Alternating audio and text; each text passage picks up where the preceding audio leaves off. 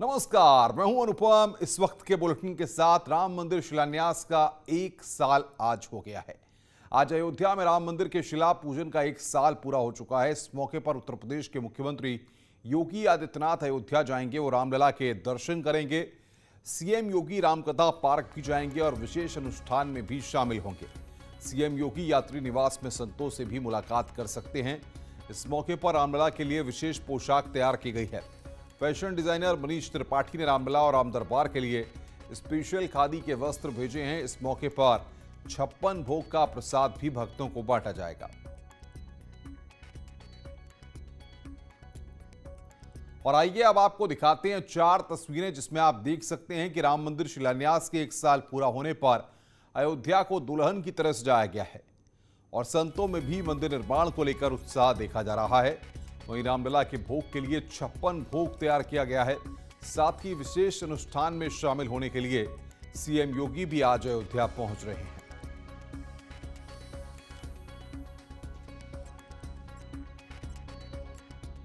तो आज शिलान्यास का 1 साल पूरा हो रहा है और अयोध्या अगर बात करें तो विकास की दृष्टि से या फिर राम मंदिर निर्माण की दृष्टि से पूरी तरह से इस 1 साल में जो भी विकास के काम अयोध्या में हुए हैं, नए नए प्रोजेक्ट सरकार लेकर के आई है, जिस तरीके से इलाके का विकास हुआ है, क्षेत्र का विकास हुआ है, उससे भी लोग काफ़ी उत्साहित हैं और उनकी अयोध्या बदली हुई अयोध्या है, सजी हुई अयोध्या आज दिखाई पड़ रही है।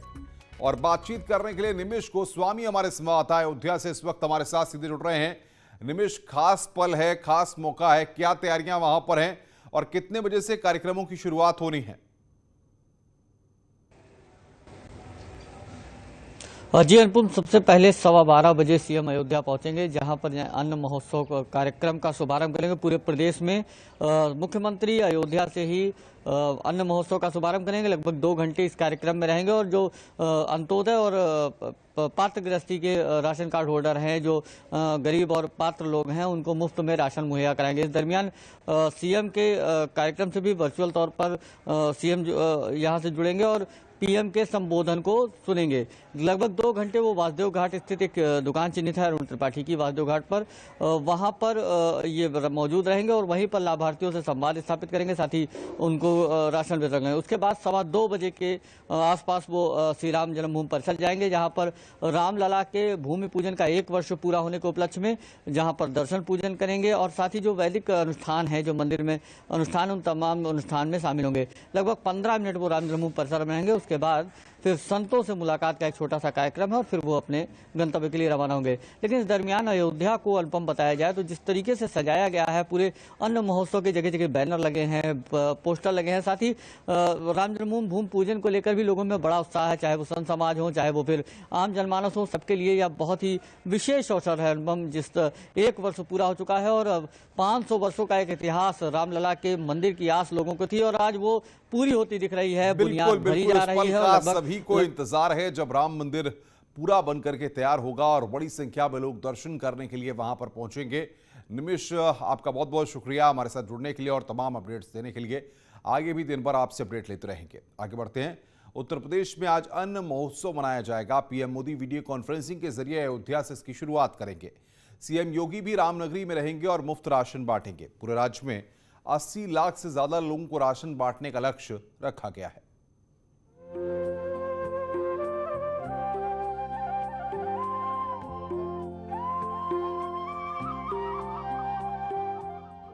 अयोध्या में राम मंदिर शिलान्यास का 1 साल पूरा हो गया है।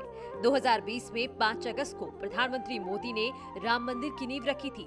ठीक 1 साल बाद प्रधानमंत्री मोदी आज फिर अयोध्या से जुड़ेंगे और अन्न महोत्सव की शुरुआत करेंगे। इस दौरान पीएम उन लोगों से भी बातचीत करेंगे जिन्हें गरीब कल्याण योजना का फायदा मिला है। माननीय प्रधानमंत्री जी द्वारा अन्न महोत्सव का शुभारंभ किया जाएगा और हमारे जिले में 994 राशन की दुकानें हैं। हर जगह न्यूनतम 100 लाभार्थियों को कल ही लाभान्वित किया जाना है। बाकियों को आने वाले 2-3 दिन में जितने भी हमारे राशन कार्ड होल्डर हैं, उन सभी को प्रति यूनिट 5 किलो मुफ्त राशन जो है वो दिया जाना है। अन्न महोत्सव की शुरुआत के लिए सीएम योगी भी अयोध्या में मौजूद रहेंगे और कई लाभार्थियों को खुद ही राशन बांटेंगे। कार्यक्रम की सभी तैयारियां पूरी कर ली गई हैं। यहाँ माननीय मुख्यमंत्री जी से यहाँ वितरण होगा। ये करीब टोटल जिलों में 994 राशन शॉप्स में कल 100 लाभार्थी को आइडेंटिफाई करके पूरा एक ही टाइम पे हमारा करीब मोर देन 1 लाख डिस्ट्रीब्यूशन होगा। अन्न महोत्सव के जरिए आज उत्तर प्रदेश में 80 लाख से ज्यादा लोगों को मुफ्त राशन दिया जाएगा। ये अपने आप में एक रिकॉर्ड है। सरकारी राशन की हर दुकान पर कम से कम 100 लोगों को कोविड प्रोटोकॉल का पालन करते हुए मुफ्त अनाज देने का प्लान बनाया गया है। इनमें से कुछ ऐसे लाभार्थी भी होंगे जिन्हें प्रधानमंत्री गरीब कल्याण अन्न योजना के तहत पहली बार राशन दिया जाएगा। अन्न महोत्सव की सफलता के लिए सभी जिलों में तैयारियां पूरी कर ली गई हैं। Bureau report, news 18। बड़ी खबर की बात कर रहे हैं। पाकिस्तान के रहीम यार खान जिले में सिद्धि विनायक मंदिर पर बुधवार शाम को हमला किया गया।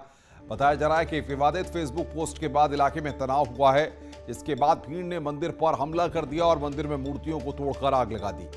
ये मंदिर भुंग शरीफ इलाके में पड़ता है, जहां पर करीब 100 हिंदू परिवार रहते हैं। पाकिस्तान हिंदू काउंसिल के patron in chief doctor Ramesh Vankwani, जो इमरान खान की पार्टी से सांसद हैं, उन्होंने वीडियो जारी कर बताया कि हालात काबू में हैं। वहीं पाकिस्तान के पीएम इमरान खान के प्रवक्ता शाहबाज गिल ने ट्वीट कर घटना पर दुख जताया और कहा है कि पीएम ने मामले का संज्ञान लिया है और जांच के बाद दोषियों के खिलाफ कड़ी कार्रवाई की जाएगी।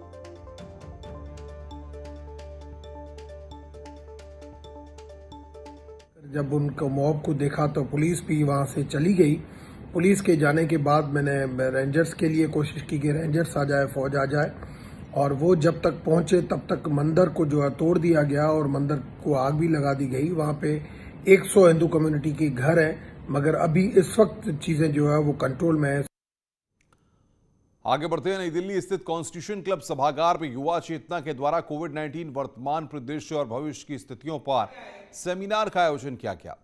इसका उद्घाटन स्वामी अभिषेक ब्रह्मचारी ने किया। इस मौके पर स्वामी अभिषेक ब्रह्मचारी ने कहा कि युवा चेतना कोरोना महामारी के समय पूरे देश में लोगों के साथ खड़ी है और सबको मिलकर गरीब और वंचितों की सेवा में आगे आना चाहिए।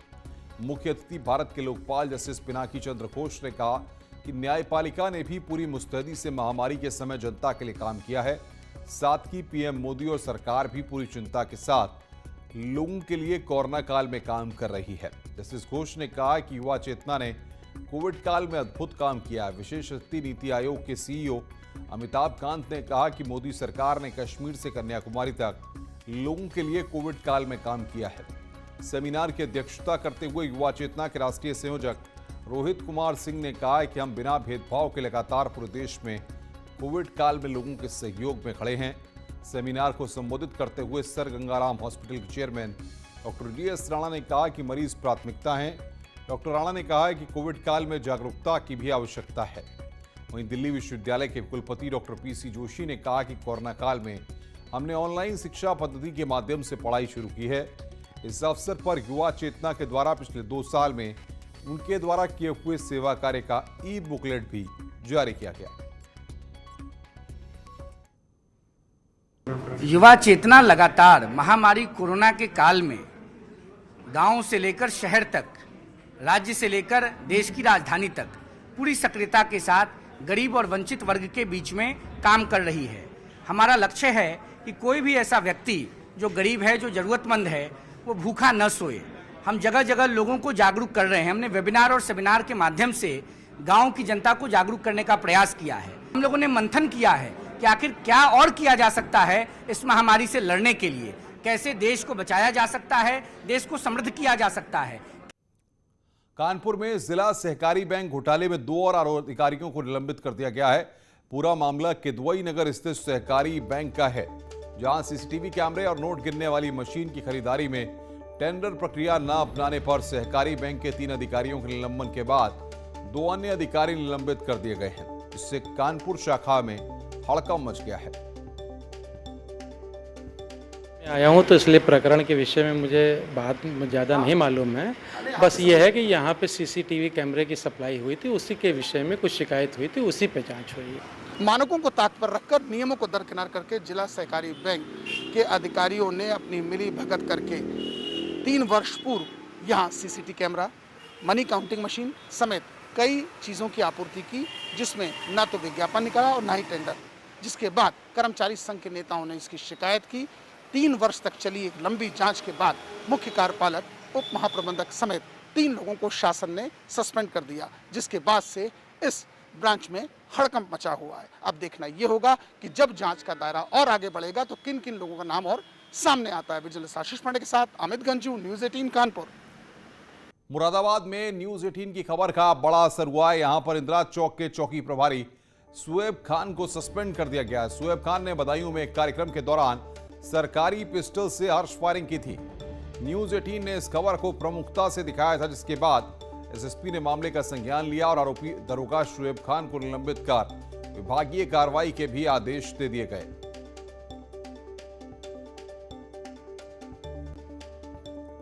सहारनपुर में मोहल्ला खाताखड़ी में रहने वाला एक युवक ने विजयवाड़ा आंध्र प्रदेश की एक युवती को शादी का झांसा देकर सहारनपुर ले आया।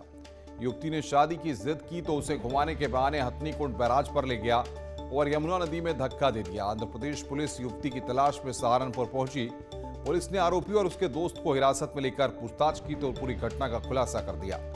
फिलहाल युवती का शव बरामद कर आरोपियों को गिरफ्तार कर लिया गया है।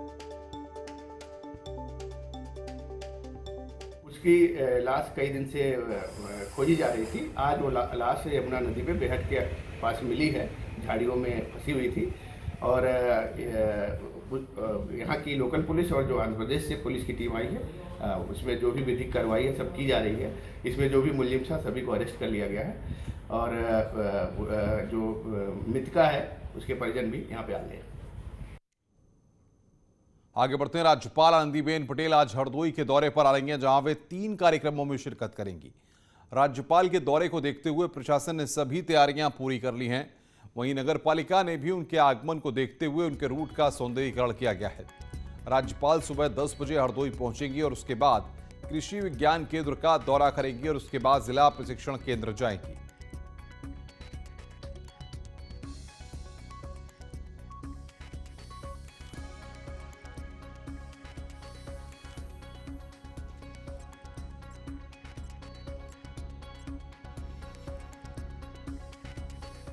इलाहाबाद सेंट्रल यूनिवर्सिटी मशहूर गीतकार गुलजार को डीलिट की मानद उपाधि से सम्मानित करेगी। ये उपाधि उन्हें यूनिवर्सिटी के दीक्षांत समारोह में दी जाएगी। इस कार्यक्रम में राज्यपाल आनंदीबेन पटेल भी शामिल होंगी और राज्यपाल के हाथों ही गुलजार को सम्मानित किया जाएगा। गुलजार ने मानद उपाधि लेने पर अपनी सहमति दे दी है। हालांकि दीक्षांत समारोह की तारीख अभी तय नहीं है।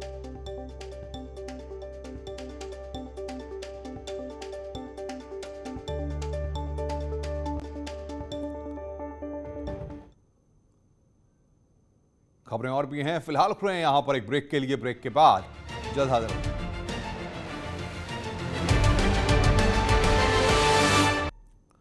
झांसी में नदियों के बढ़ते जलस्तर को देखते हुए जिला प्रशासन ने तटीय गांव में अलर्ट घोषित कर दिया है। बीते कई दिनों से हो रही एमपी और बुंदेलखंड में बारिश के चलते झांसी के सभी बांध ओवरफ्लो हो रहे हैं, जिसके चलते पानी को नदियों में छोड़ा जा रहा है। जिले की बेतवा और पहुंच नदियां उफान पर हैं।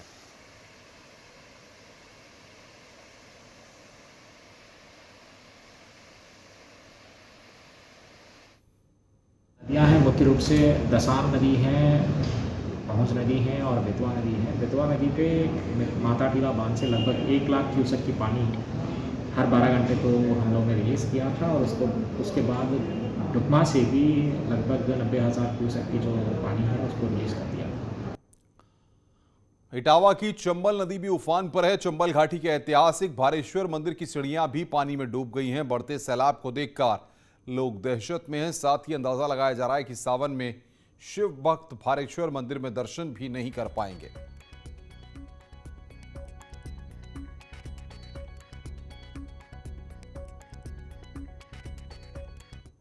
कई राज्यों में नदियों का जलस्तर बढ़ने से जालौन से होकर गुजरने वाली नदियों का जलस्तर लगातार बढ़ रहा है। बाढ़ की आशंका को देखते हुए प्रभावित गांव और नदियों का निरीक्षण किया गया। सुरक्षा को देखते हुए 30 बाढ़ चौकियां बनाई गई हैं। यमुना और बेतवा नदियों का जलस्तर बढ़ गया है। इसके चलते 7 जगहों पर बाढ़ सुरक्षा केंद्र बनाकर प्रभारियों की नियुक्ति की गई है। ये जल का डर बना रहता है। क्या कहाँ तक आ जाता है? ये घरों में घुस जाती है। और खेती के क्या हालात होते हैं? खेती की हालत क्या, सब जो हुआ वो सब जमुना में चला जाता है। जो 3 नदियां हैं चंबल, यमुना और बेतवा मुख्य रूप से, और अभी वर्तमान में चंबल नदी के जल स्तर में वृद्धि हो रही है, जिसके कारण यमुना के भी जल स्तर में वृद्धि हो रही है। संबंधित सभी एसडीएम्स को निर्देशित किए गए हैं कि सभी जितने भी प्रभावित क्षेत्र हैं सभी का एक विजिट कर लिया जाए।